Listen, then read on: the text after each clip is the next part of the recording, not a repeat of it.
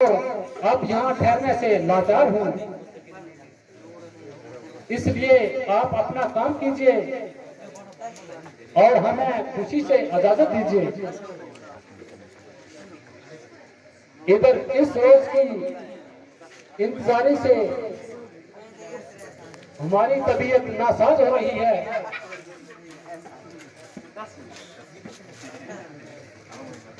वहां हमारी मौजूदगी न सिर्फ आपके आराम का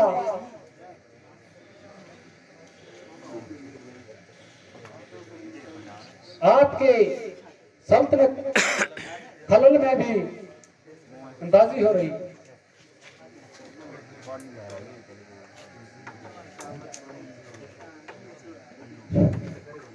भगवान आखिर इनको 1 महीना वापस आने के लिए कहा है। अगर इस म्याद में कल का रोज बाकी रहा, अब तो सिर्फ इस कदर दूर दराज जो दूसरे काम उनके सुपुर्द किए, बड़े नाजुक बड़े काबिल राज है। इन बातों को सब मद्देनजर रखते हुए 2-4 दिन ज्यादा भी लग जाए, इसके लिए ये मैंने नहीं जो कल वापस ना आए।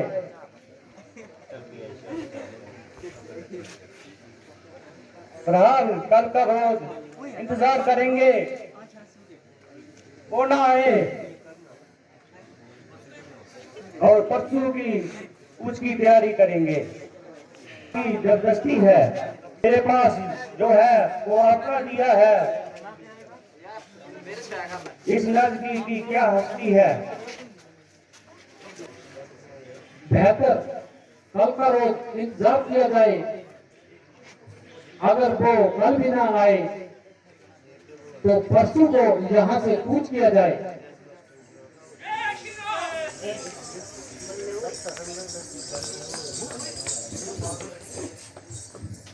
कीजिए महाराज, मुबारक हो।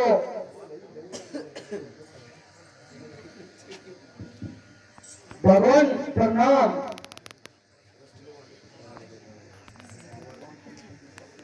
महावीर तुम धन्य हो। कहो खैरियत से तो आए।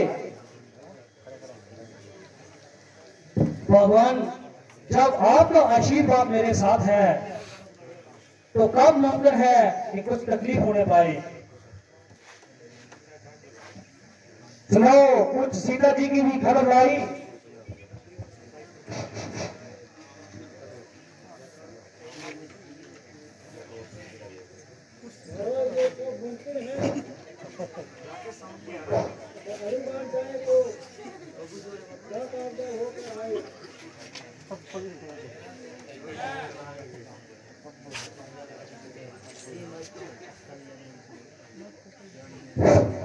मैं किस लायक था, हिम्मत और दलेरी जो आपकी थी, मैं तो सिर्फ आपका सहायक था।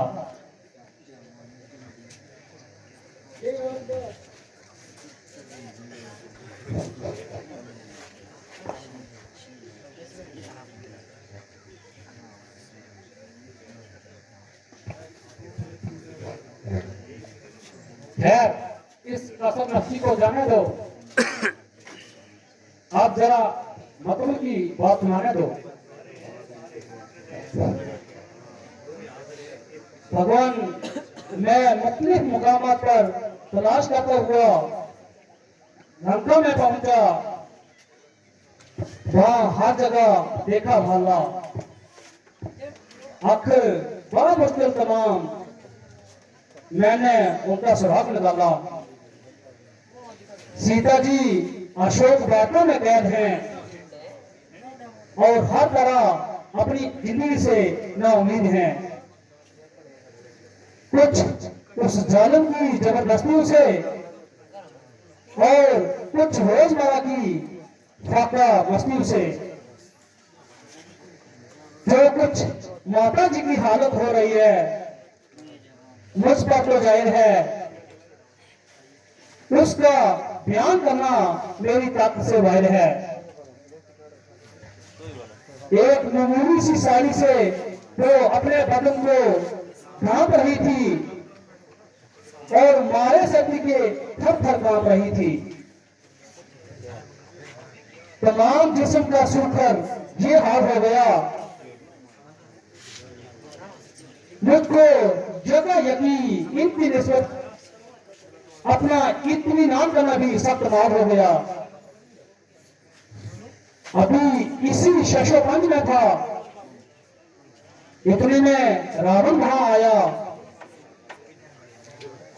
और सीता जी को बहुत दिन पाया। कुछ देर तो माता जी खामोश रही, आखिर तंग आकर उन्होंने अपनी जुबान खोली और फिर जो कुछ मुंह में आया सो बोली, जिसे सुनकर रावण ने तलवार निकाली,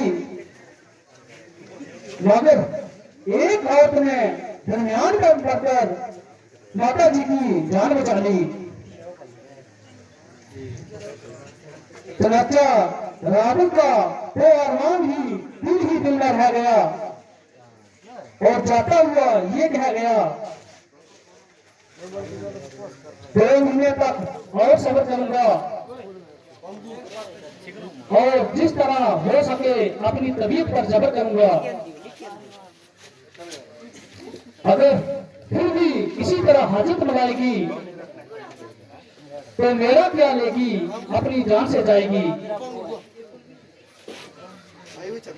रावण के जाने के बाद जिस वक्त पर मैं छुपा बैठा था,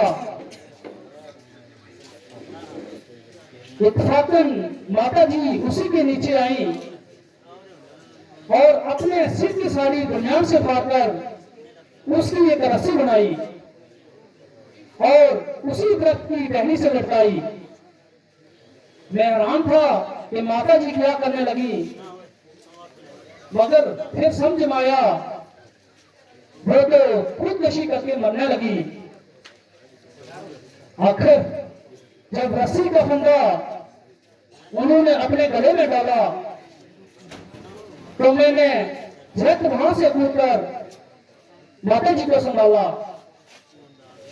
और उस फांसी को माता जी के गले से निकाला।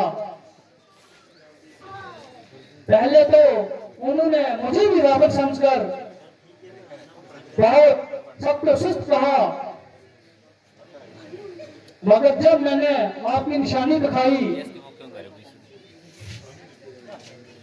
तो माता जी को इत्मीनान हो गया।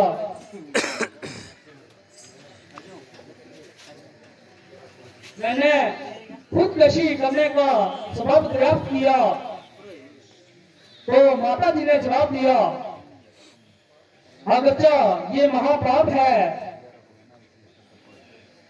तो मैंने अपने निर्दोष देवों पर जो इल्जामात लगाए थे उसका यही पश्चाताप है। और आखिर मैंने उनको समझाया और लक्ष्मण जी की तरफ से भी हर तरह से यकीन दिलाया। इसी तरह देर तक बातचीत होती रही,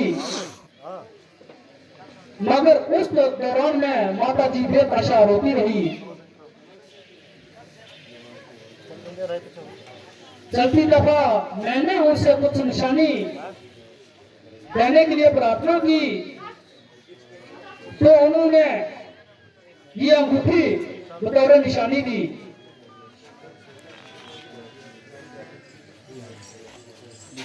बेशक ये मेरी प्राण प्यारी की निशानी है,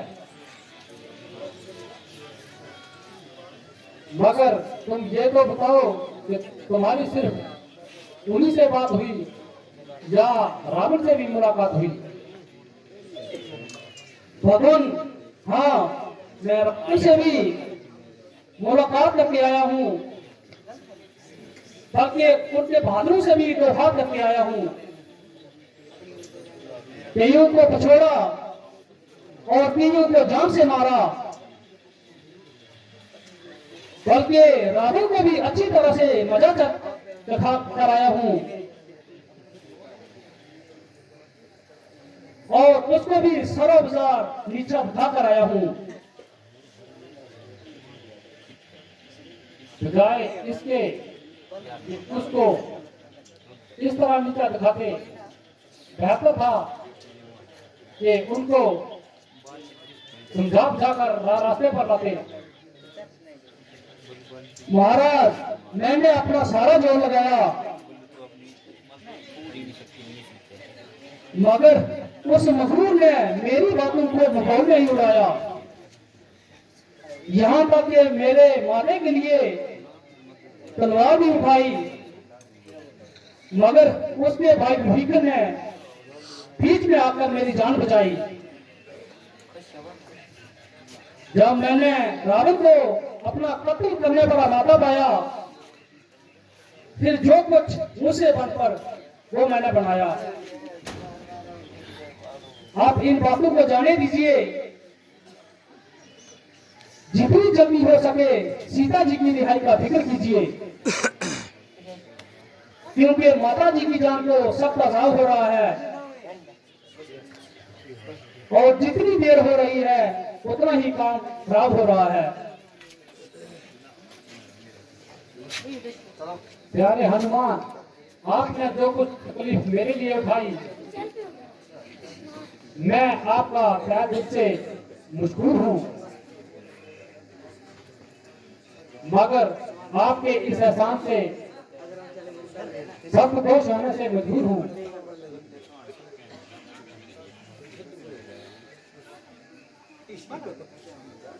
बल्कि इसका एहसान जिंदगी भर नहीं भुला सकूंगा। भगवान, बस रहने दीजिए, मुझे ज्यादा शर्मिंदा न कीजिए। जो कुछ आप मेरी निस्बत फरमा रहे हैं वो आपकी ज़रा नवाजी और मेहरबानी है। किस बात का इंतजार है? उधर रावण का सिर, इधर हमारी तलवार है।